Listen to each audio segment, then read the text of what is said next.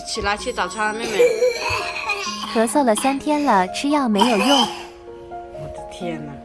起来吃早餐，煮了粥了，快点。粥已经开了，等会就能吃了。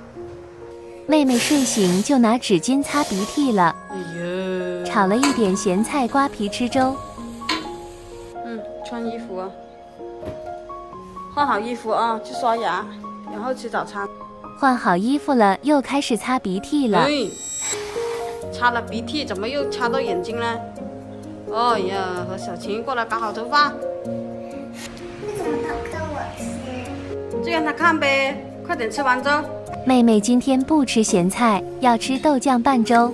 吃完粥出去打针啦。吃完了吗？不能打这么痛，打了痛你就是骗我。知道了，不痛的。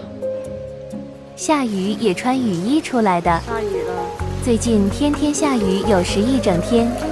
突然传来一阵声音，妹妹又好奇了。给妹妹灌药直肠的，没有打针。快点喝一口水吞进去。